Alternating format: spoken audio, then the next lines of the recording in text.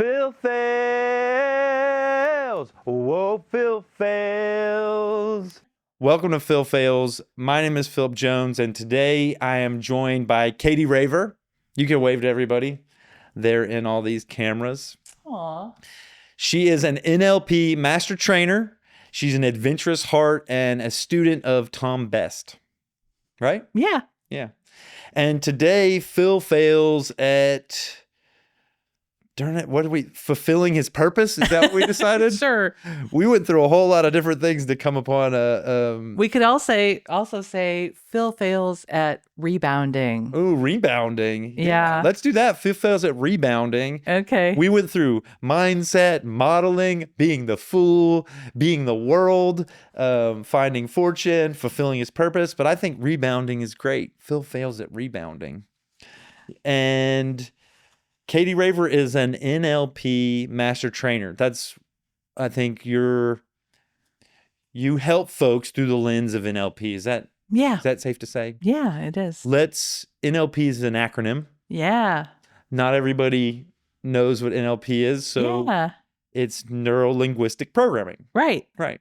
Yeah. And just off the bat or at the beginning, I got a practitioner certification.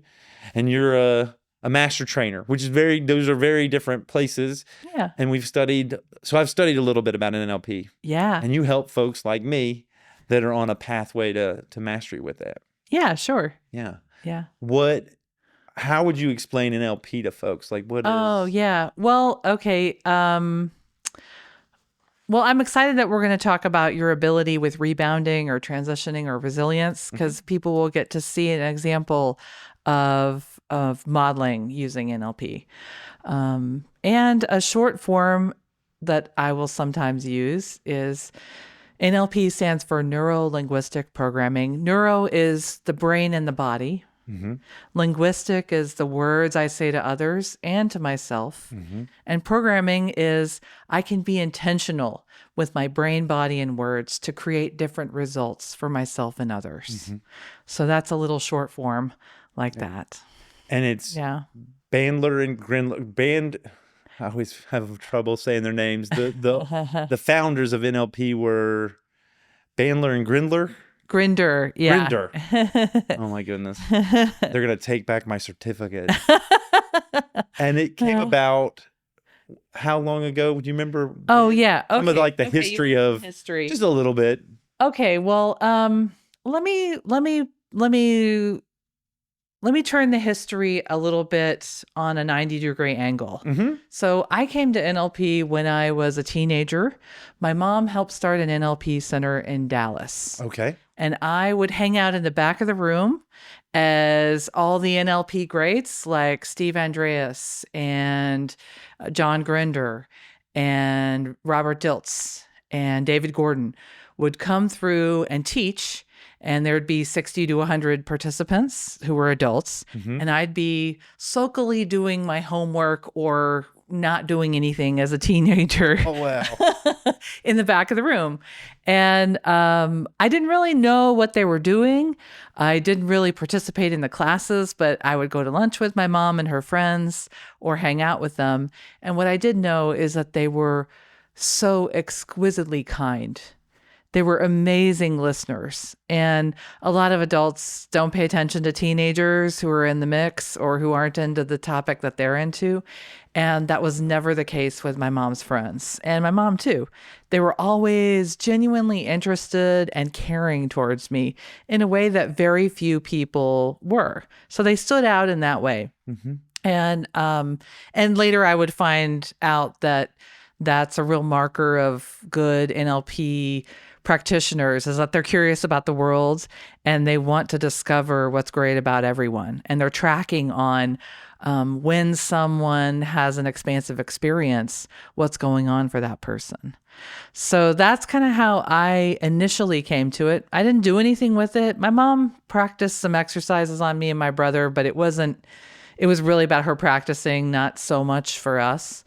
And then in my early 20s, I realized that a scary thing that happened to me as a 5-year-old was influencing my daily life. I just realized I was acting from that trauma kind of all the time. So I looked for a therapist to work with. And I intentionally looked for an NLP practitioner because I had that experience with my mom of all these really nice people. Yeah. So I found one. Her name was Kathy Hansen. She was amazing. And she helped me with some classic NLP stuff. There's some processes that work with traumatic memories and also goals that she used. She also used EMDR. And it really helped me a lot. It really changed my experience of myself and how confident I was in the world. And she's the one who suggested that I take an NLP class. She's like, well, we're kind of done with what we're doing here, but you really seem like you like this stuff. Have you ever tried an NLP class just for your own personal development, your own self-discovery? Yeah. So that's really when I found Tom and Bobby Best. They were in San Antonio and I drove down and met them. And immediately I knew this was just really fun to swim in the sea of consciousness and discover things about myself and other people that weren't always apparent on the surface.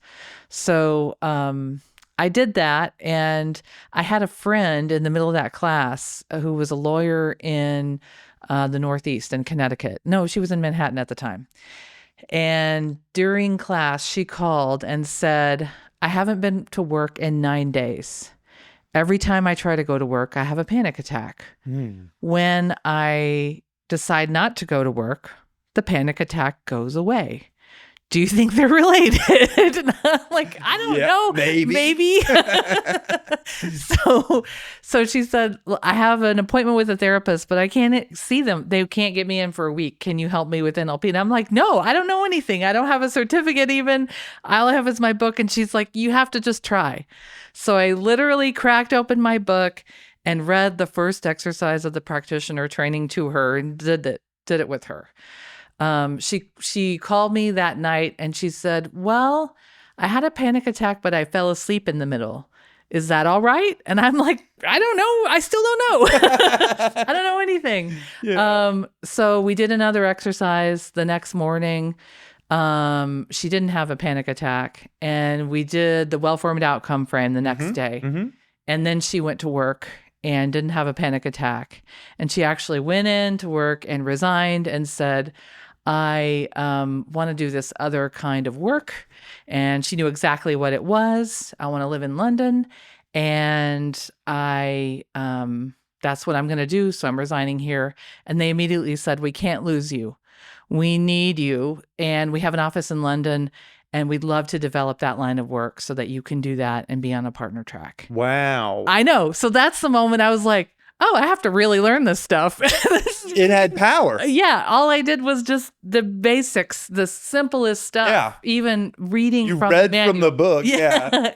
And it really helped. And I think there was something about the intention I had. Yeah. That I really wanted to help. For your friend. Yeah, There was exactly. a true connection there. Yeah. That probably a lot of NLP is building rapport. Yes. To have that affinity for the other person and to have Yeah. an intimacy there. Yeah. Shared goals. Yes. Yes. And we can do, with that kind of rapport, we can do different kinds of work than we can just with a robot. So They say, I heard a quote somewhere that said, in order to influence, you have to connect. That rapport building is the predecessor to influence and to really kind of, it has that safety or that trust. Yeah. And I think influence too is about like the kind of influence that I'm interested in is about letting in someone else's worldview, their map of the world, enough that they can understand where I'm coming from in the way that I communicate.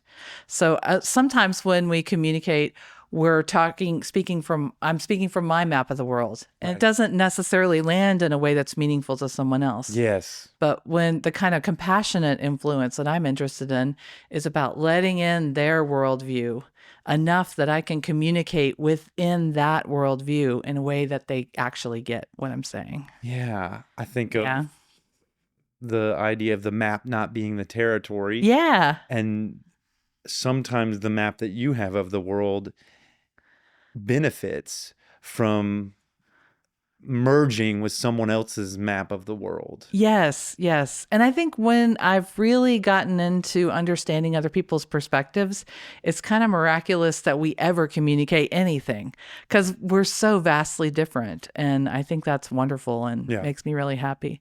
So I came to NLP in this very pragmatic way and started using the exercises from the NLP practitioner training just with myself and my friends.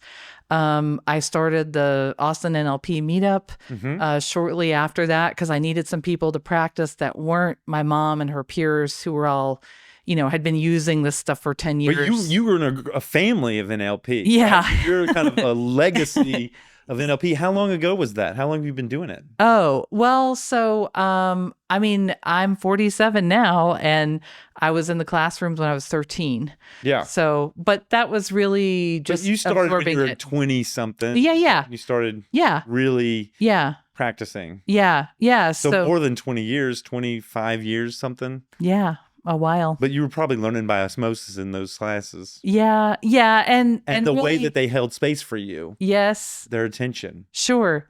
And when I started learning with Tom Best in my early 20s, I was still learning by osmosis because yes, there was the manual, there was the materials, but there was also Tom's, you could call it his mindset, but he could hold this compassionate space for people to change in that is rare. And I haven't seen a lot of people who can do that at his level.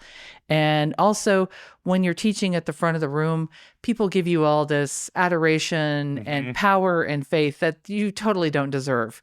And he was masterful at returning that 100% to the participants, which is where it belongs. Yeah. So it was really fun. It was very, very common that until I would introduce him in front of a group of new students, they wouldn't know that he was the trainer because he would just be drinking coffee and visiting with people before class as if he were a peer. And that's how he saw himself. Yeah. I love that. Yeah. I love the idea of the power is in the teachings and the practices, not in the person. Yes. Yes. Everybody kind of being equal, because sometimes in a hierarchy structure, that hierarchy can make it difficult for the relating. Yes. For the connection and the rapport building, because there's this awe, and it also can create a power imbalance that I think is challenging. Yeah. For a lot of reasons. Yeah. And the things that you're unconsciously presupposing when you're a learner and the teacher is a learner too are much more fun. They're about what can we learn from each other and how are we alike, instead of the hierarchical way, how are we different, or how is one person better? Those kinds of questions. And also if I'm a learner and my teacher is so elevated, then I feel like that's what they can do is unattainable. And that's not interesting to me in the classroom. In the classroom, I want us to play and be curious and explore and find some things that actually work in a new way together. So. Yeah, you're wanting folks to have transformative experiences. Yeah. If that's what they want. Yeah. For sure. Yeah. So the history of NLP, what's interesting about it to me is that it's about the early developers of NLP looking at people who are great at something, discovering that, figuring out what's really important about that, and also, the people who have forwarded the field are remarkable humans. It's still, NLP is it's been going on for a long time. Yeah. And I think it's taken some hits here and there from different activity or behavior being associated with sales. Being associated with pickup artists. Yeah. But it's still there trucking. It's still going. And there's new insights and there's new life in it currently, right? Yeah. And when people are exploring if they want to take an NLP class, I tell them to follow their gut and find trainers that they really like, because the trainer themselves, it makes a huge difference with NLP. Yeah.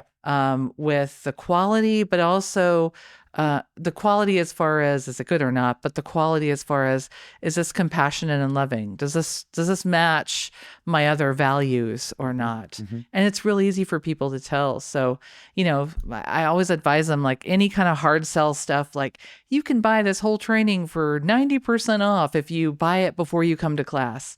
Just let that stuff go, find the people who are doing the work in an ethical way, who have an introduction class where you can afford it and be in the room with them. Learn. And then find out their bedside manner. Get a sense of how they hold space. Yeah. And if you like that, then learn from them. It's probably similar to a therapist. Hopefully. Right? Me personally, I'll sometimes meet 4, 5, 6 therapists before I find one that has that I like their vibe. I like even the way they set up their room, their office. Yeah. Some things, like when you came into my room, you said, "Oh, I see a lot of things that are similar to my home." Yes. The feathers and the sage and the cards and the Buddhas and the books. Yeah. And I imagine that you felt a little comfortable. Sure. Comfort or some familiarity in those things. Yeah, for sure.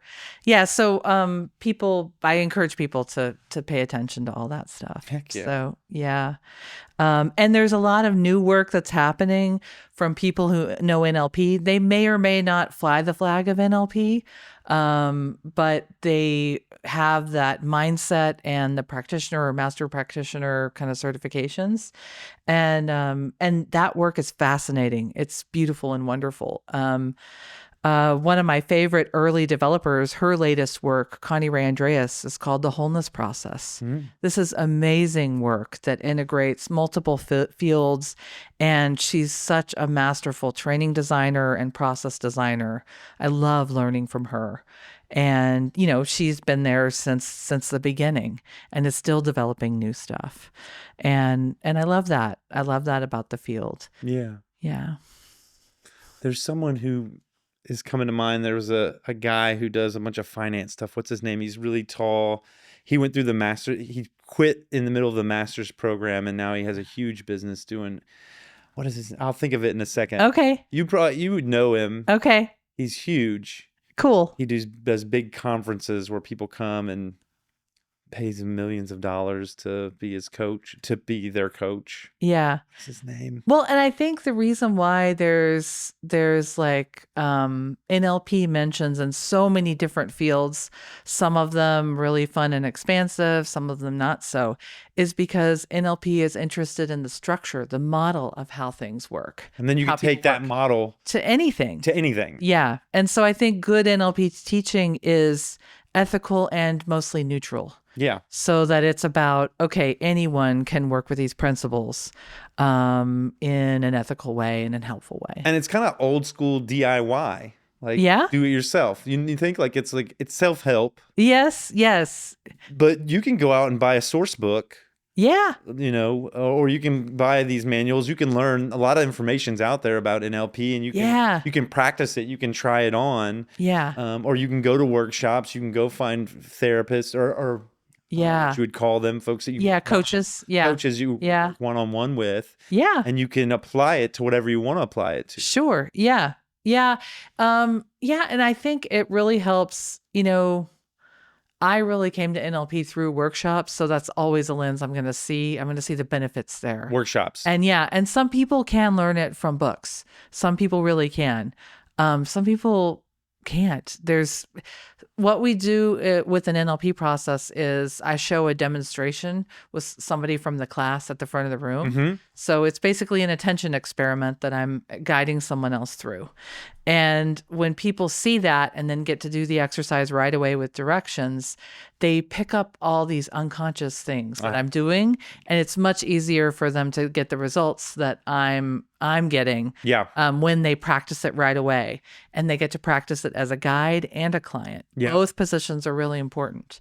So, and they see it as an observer. That makes a lot of sense to me. Yeah. Because I've done a lot of different frameworks or modalities, whether it's, men's work or NLP or radical honesty or a lot of these kind of healing modalities, but one part of all of them has been transformational experiences. And Yeah. I imagine in these workshops, Yeah. there is moments where you go, aha, Yes. this Yes. makes sense to me. Yes. Whether it's you feel tingle in your body or you feel like this sounds true Yeah. or this works. Yeah. And that's easier to have in a group setting than it would be reading a book Yes. because you've For got most that people, yeah. real world application. Yes, yes, yes. And two, I think part of it is being with other people interested in transformation. Yeah.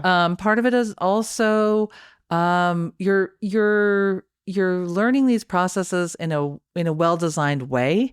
So the one where there's transformation or the aha moment, sometimes that wouldn't be possible without the other things where you were practicing different states of attention first. Okay. So I heard that there are these Buddhist tapestries that show a way to a particular state of enlightenment. So the state of enlightenment is in the middle, and then the map of the other states. Oh yeah, you know what I'm talking about? Yeah, it's the cycle of birth and death, and going you either go up it or you go down it. Okay. I forget what those are. It's called, but yes, Yeah. you either go to enlightenment or you go to the other Suffering. realms. Yeah.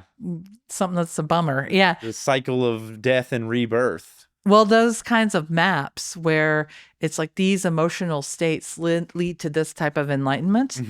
To me, that's really a version of what NLP is, where enlightenment is an ability or a flow state or whatever that's in the middle. So Yeah. And there's ways you can guide them with this practice or this lesson. Then you stack that on the next one and the next one and the next one, and it gets you towards this greater awareness or this. Yes, these attention experiments build so that this thing that's kind of complicated or transformative is easier. Yeah, we talked about Buddhism a little bit earlier and how there was there were some, there were relationships between awareness in Buddhism and mindfulness and meditation. Yeah. Similar to NLP. Yeah. So attention experiment. You mentioned men's work. Have you done Mankind Project? That's what I'm talking about. Oh, cool. That's so awesome. Yeah, I did the Mankind Project. Wow. The New Warrior Adventure Training. Yes. And that was really similar. They had psychodrama type of things in that, and there was these transformative experiences. Cool. Have you interviewed somebody from there? I have. I'm actually about to release it. Oh, that's so awesome. Yeah, David I'll Garrison. look for that. Nice. Phil Phails at Men's Work.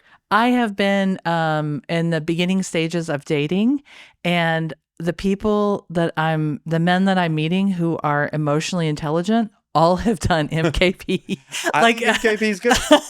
Like if they can hold space for a little emotion or their own or another person's, I'm like, did you do MKP? They always say yes. Yeah, I think it really is good for helping, folks communicate their emotions, hold space for other people to communicate their emotions. Yeah. I think nonviolent communication was also really good for that. Yeah. Cool. Which I've done a lot of that. That's awesome. Yeah, That's but awesome. MKP, definitely a big fan of MKP. Sweet. I currently have a handful of men that if I'm in the fields, I'll just text them and say, man, I'm having this experience right now. And they'll say, how can I support you? Oh, wow. Nice. I love that. I'll do the same. I love that. Yeah, the other thing I've learned from dating is the loneliness of modern men and like the disconnection that they have from any kind of friend base. So that's so cool that that's something that came out of MKP for you. Yeah. Yeah. I definitely feel that loneliness. Yeah. Being someone, I've been seeking companionship for a long time, and there's like definitely like a feeling of exhaustion from and just like it's hard. Yeah. What is hard about it? I think just investing in myself over and over again, and like sometimes seeing a really beautiful sunset and wanting to share it with someone, or feeling like meeting someone that I'm really excited about, and my grasping or clinging has me behave in ways that push them away, and then feeling, dang it, if they just knew me, if I could just skip past all of that anxiety part and could skip to the the part where we're together for a couple years, it'd be easier. Yeah, I mean, my goodness, relationships are such a fertile ground for growth, aren't they? Yeah, I've been playing with the sun. We were talking about sunrises and sunsets earlier, and those are really important moments of the day for me. And to me, what I've come to is that I am connected to something bigger, and that's what I articulate with. That's the closest thing I have to experiencing it without the loneliness. And I'm almost always by myself in nature. Yeah. Very rarely am I with anyone else or with a group. And I am relating to the sunset. So it's like something about that has helped me ease the loneliness there. It's your companion. There's Yes. some way that the Yes. universe is your Yes. companion. Yes. Or nature. Yes. I like that. Yeah. Yeah. Yeah, we could totally go down that rabbit hole, I can tell. Let's do Phil Fails at Rebounding. The Phil Fails 5 questions Okay. about rebounding. Okay. Rebound. Okay. And rebounding is we were talking about your ability to transition, to fail at things, and to have resilience when we have to leave a group or activity. Or a job, Or or job. a companion, or a friendship. Yeah. Okay. Sometimes you have to say no thank you, or sometimes folks tell you no thank you. Yeah. And it can be difficult because you didn't want that. Yeah. Or they didn't want that, or it was hard Yeah. somehow Right on. to transition. So, first question, are you ready? No, that's not the first question. Are you ready? Am I ready Yeah, for? the questions. Oh, yeah, I'm Okay, ready. First Yeah. question then. Okay. How do you fail at rebounding? How do you fail at rebounding? I Yep. feel like we should ask you that question. Well, how do you think you fail at rebounding? Yeah. Hopefully we're all going to fail at transitioning, at rebounding, some. And yeah. How do I fail at it?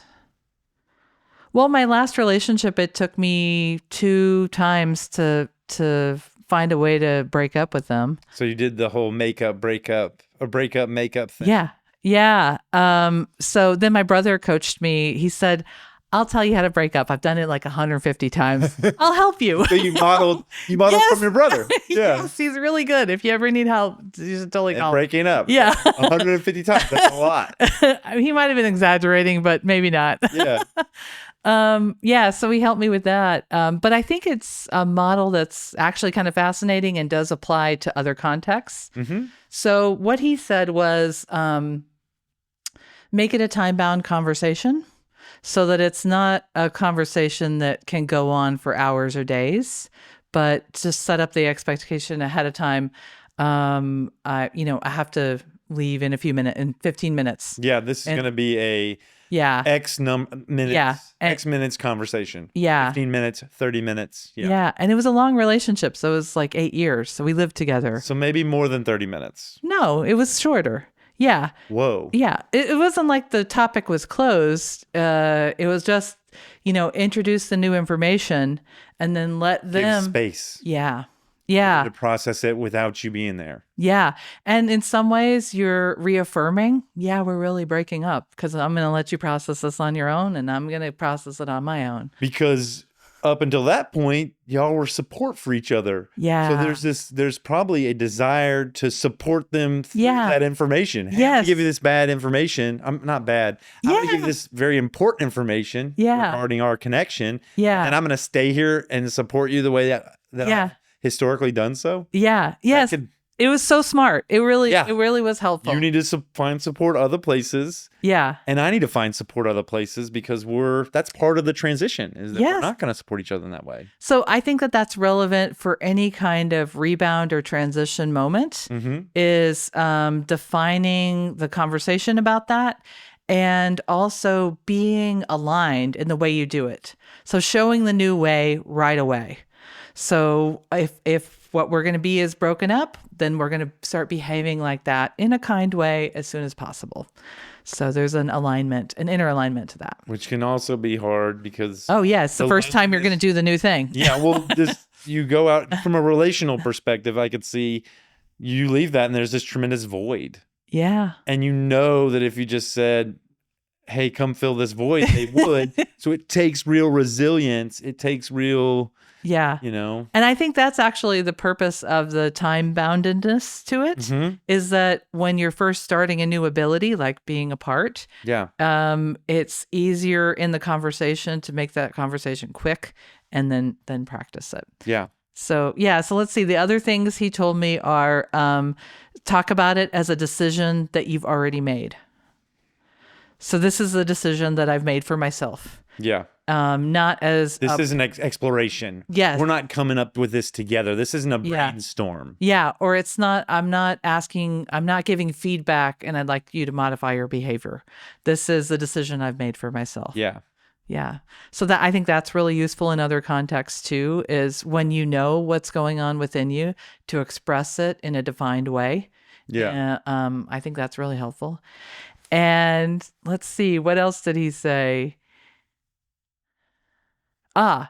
He said, do a little bit of rehearsal for different answers to the why didn't it work? So the first time through, why didn't it work? He said, it's okay to say, I don't know why it didn't work. It just didn't work. And it's okay to have multiple answers to explaining. But if you get really specific behaviorally for why it didn't work, then what it invites is for the other person to start to fix those things. And if you're having a full-on breakup conversation, it's beyond fixing. Yeah. And probably hopefully you've asked for all those things that you wanted that didn't work multiple times already. In a clear way where they understood. Yeah. Yeah. So if we were we'd probably flip these all on their end to come up with how you would fail. Okay. Rebounding, you would not have a time-bound discussion. You would kind of let this drag on, and you would continue to interact with them and have a discussion that was open-ended. Yes, have the breakup conversation at the whatever their weakest time of day is. Yeah, probably around 2 or 3 when they're in an emotional whatever. Or whatever their life pattern is, or have no ending in sight. Be not self-defined, be like, hey, let's come up with this together. Like, let's brainstorm whether or not we should break down. Don't rehearse anything. No rehearsal. No responses. And then don't model the new behavior with them. Yes. Just sleep with them later on that night, you know? Yeah. Support them through it. That's actually a very good, accurate description of what I did during the first breakup, which didn't work. Which is how you would fail. You would do the opposite of all of these things. Yes. Yeah. Cool. And then how you would succeed would be all those things. Yeah. It would be time-bound discussion. It would be, you've made a decision. Yeah. This is like self-differentiating. There's no way that you're saying we've been coupled. Yes. And now we're not coupled anymore. So this is a discussion, a decision that I'm making from my place of self-differentiation, my place of autonomy. Yes. That doesn't really need your input. Yes. I don't want you to sway this. I don't want you to tell me what you'll do or not do. Right. To change it. That time is gone.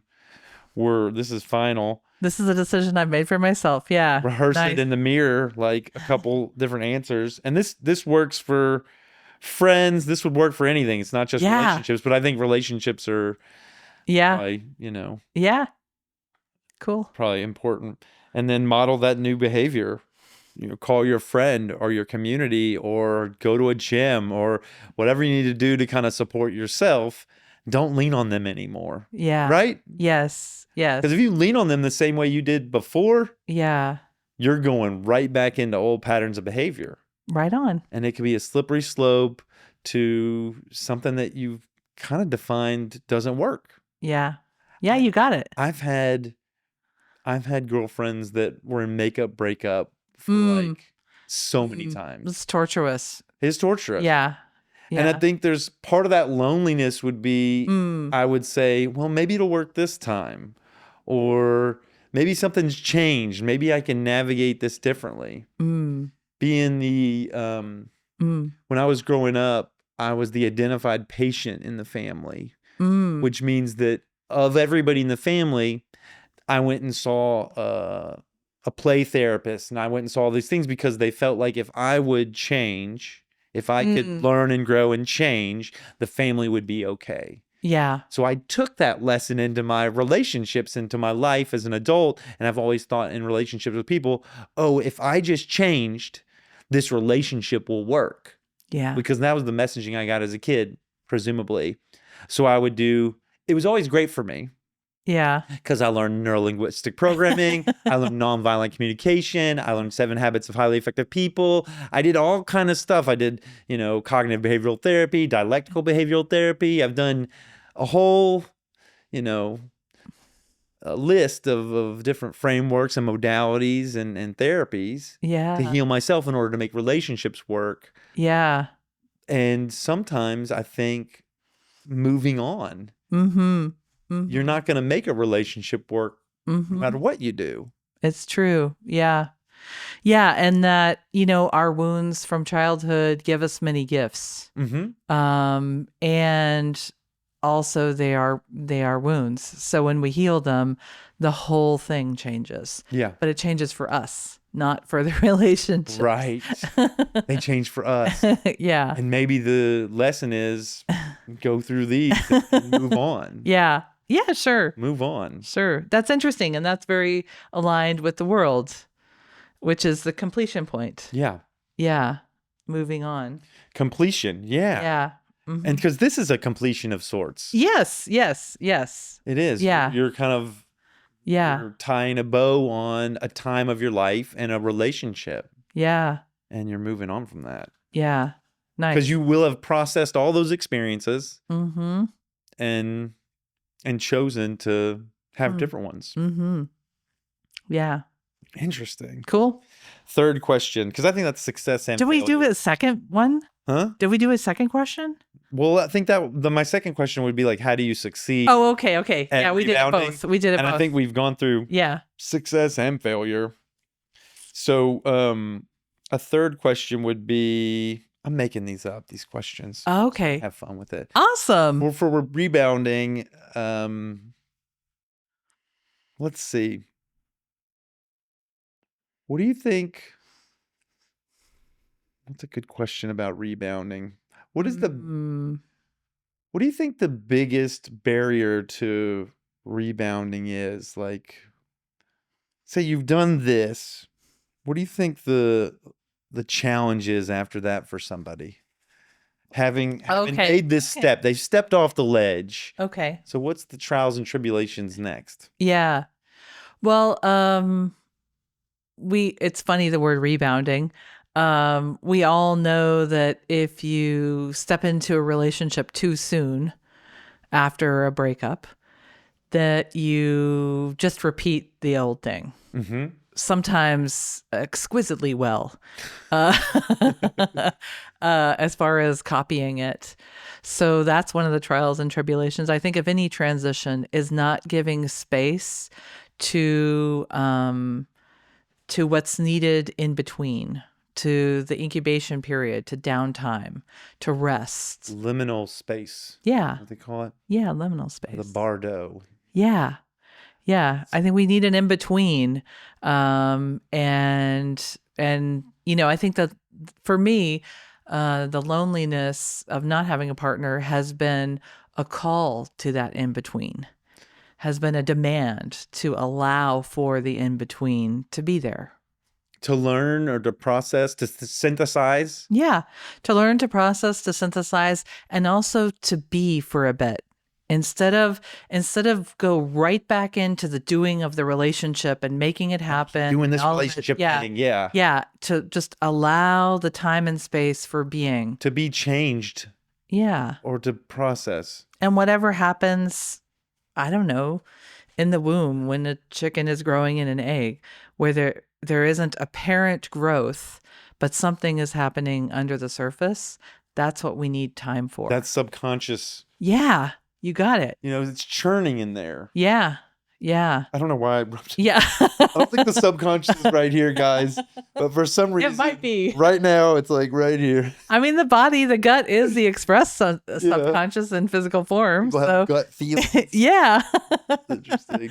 What would NLP, just along the lines of that same question, what would NLP, how would it support that transitional space? How would you use NLP to kind of help you with a transition? Yeah.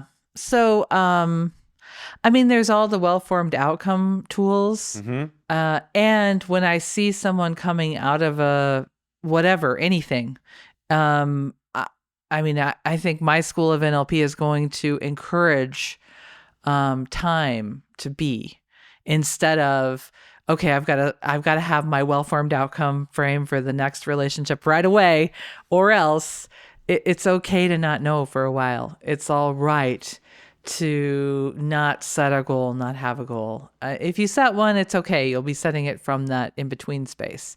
But it's even better to just let go of that for a bit and maybe turn inward more so that it's more about sensing what I'm feeling Mm-hmm. and what I'm thinking and all the things like that. Yeah. Yeah. So taking time, not trying to jump over. For some reason, what I thought was going across a river, Yeah.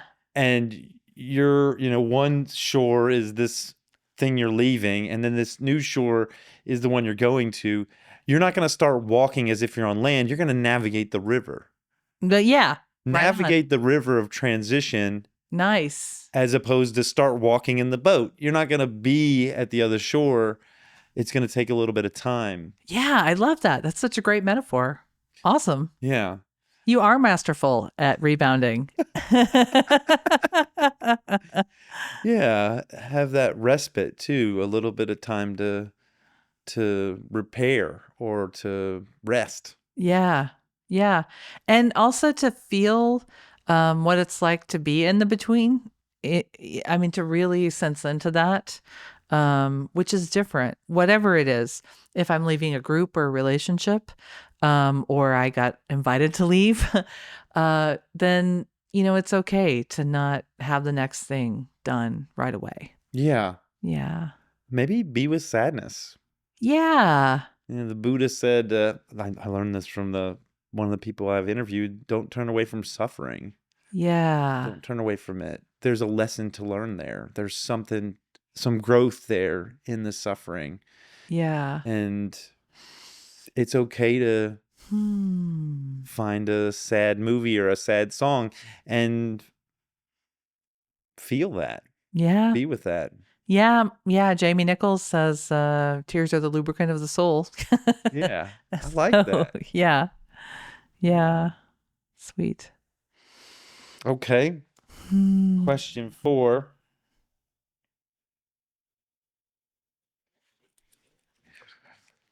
Why do you think things don't work out all the time? Well, I mean, we could play with the frame of that. Yeah, let's play with the frame of Yeah. So the frame of a relationship Why doesn't don't work all out. relationships just Okay. work out? Well, maybe they do. We're all good people. Oh, yeah. So it ending early, is it working out? I'll tell you what, I've had a bad breakup a long time ago, and breaking up on time is way better. It's way Breaking up better. on time is better than staying together. Staying together and waiting till the last drop of love has been exhausted. And you Something about like hate each other. Squeezing Yes. blood out of Yes. a rock. Yes. That's what I'm getting a sense of. Yes, right. So yeah, I think breaking up on time is great actually, and can be very healing, instead of the other way, which is way too late. Or I guess there's a too early, but I don't know. I'm not an expert at that Just one. thought of it as like from this like position of we're all good people. Yeah.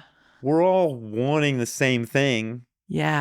I assume Yeah. that we're all loving, compassionate, caring, Yeah. empathetic at our root. Yeah. We all were babies once and wanted the love of our mother or the Yeah. the time with our father. And where do we get lost along the way to where we don't see that, I don't know, that like optimal self in the other person and bring it out of each other, and it worked. Yeah. Why do relationships just don't work all over the place? Whether Yeah. it's business relationships or all these others, I don't.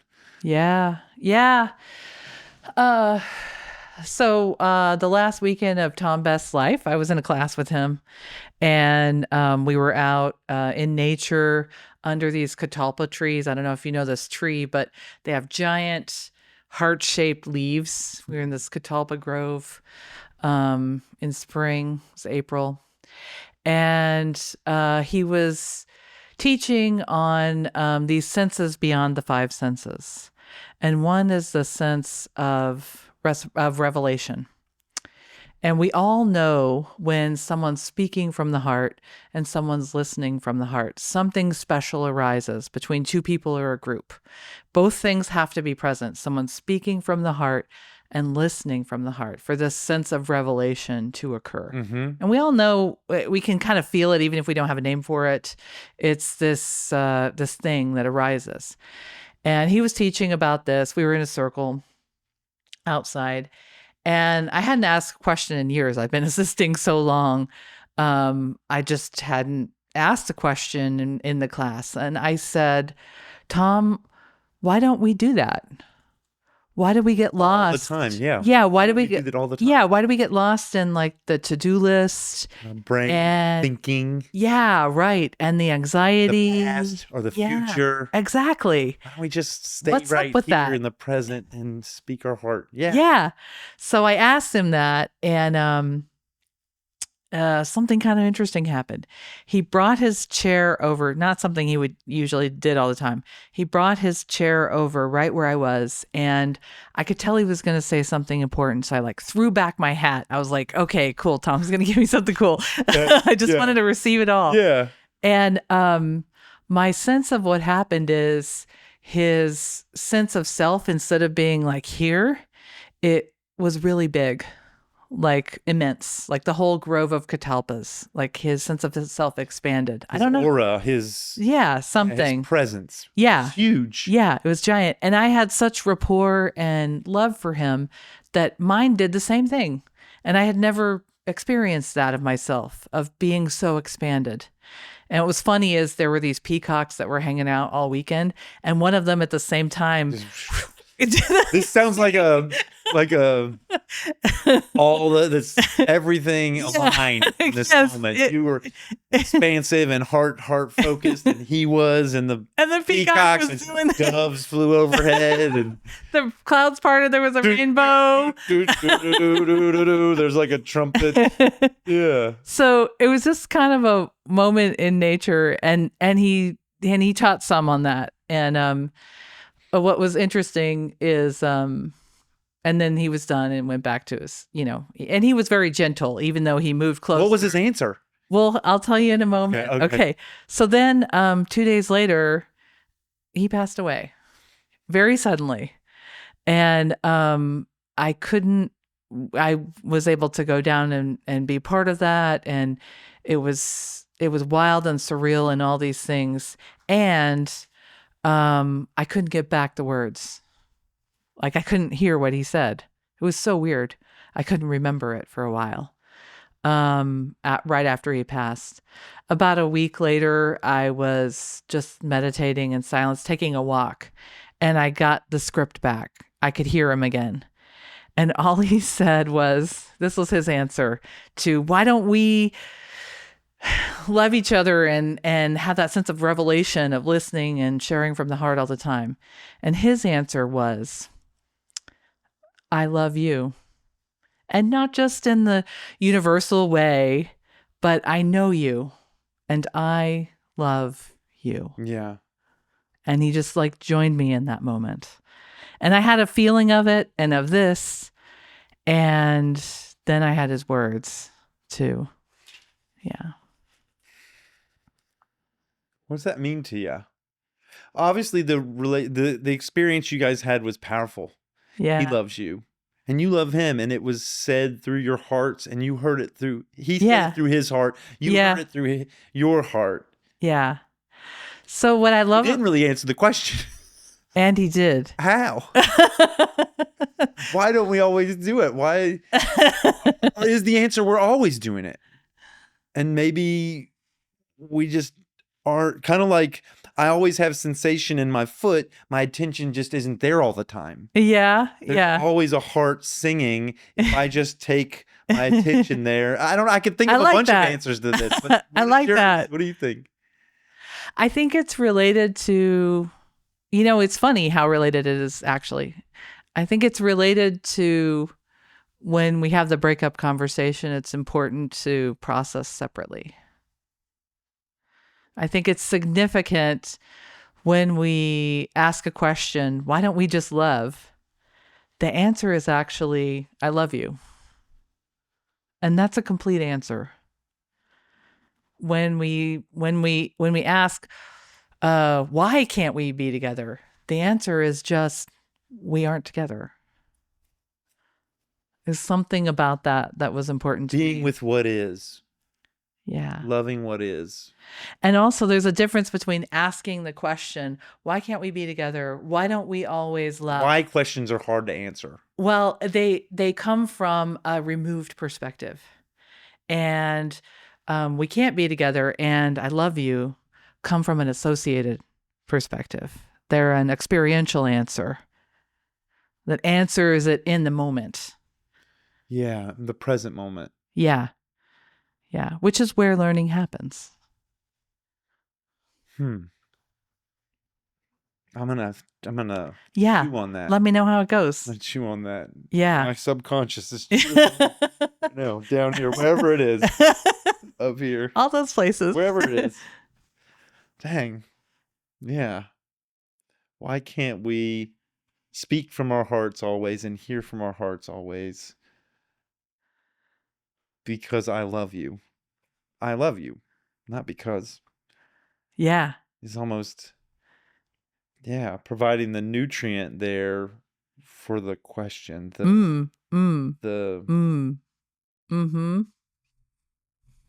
Yeah, it's interesting. It speaks to the underlying longing. Yeah. Yeah. That's what I have that, because in the question, what you're saying is there's a lack here, and that lack is probably through, I'm brainstorming here, through your mind in that moment being in the past or in the future. And in the present moment, there's no ideas of not heart. Yeah. You just find it there. Yes. It's there, find it. Yes. Nice. And he was like, here it is. Yeah. And that's your breadcrumb. That's your kind of priming. If you go out into the forest foraging for food, if you were going to forage mushrooms, there's this idea of priming. When you first go out there, you don't see them anywhere. But once you see the first one, you've primed yourself to see them. And then you'll see them everywhere. And so maybe what he was doing was priming you. Yeah. See, here it is. Now see this everywhere. Yeah. Yeah. I love that. I love that.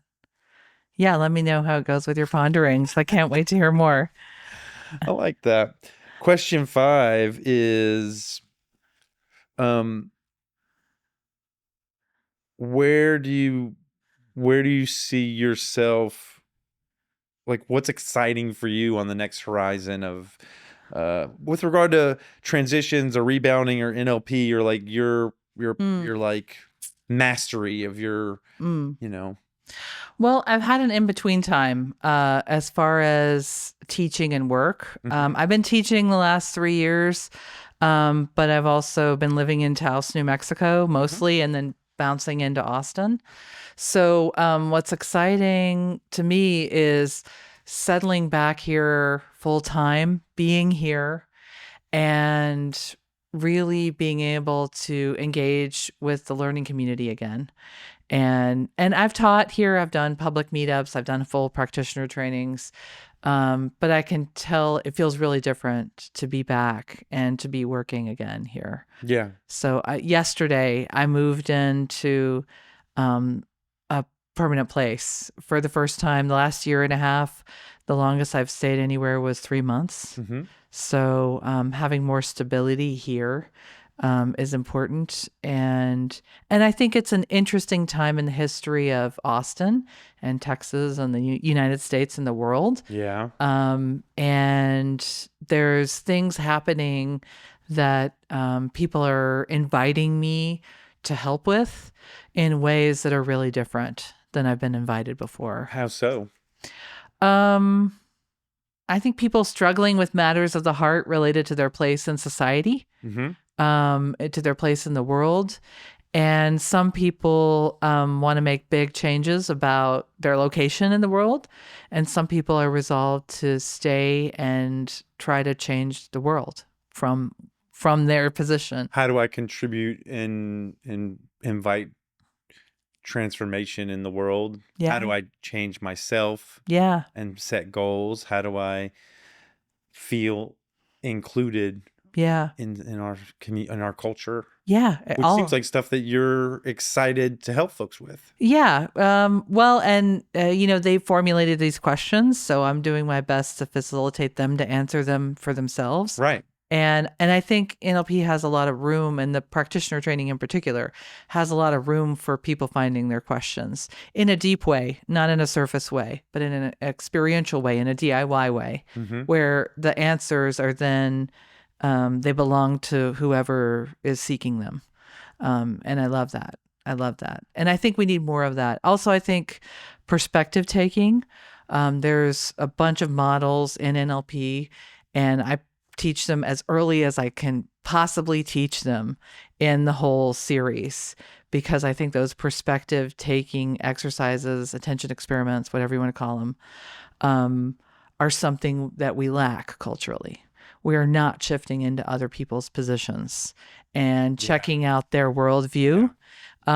We're blaming, we're saying you're wrong, or how could you do this dumb thing, instead of really shifting into their point of view. Curiosity, Yeah. open-mindedness, Yeah. inviting dialogue. We're canceling Yeah. instead of saying like, how'd you get there? Yeah. Yeah. And it's hard to do because sometimes it does seem like that it's a dumb idea.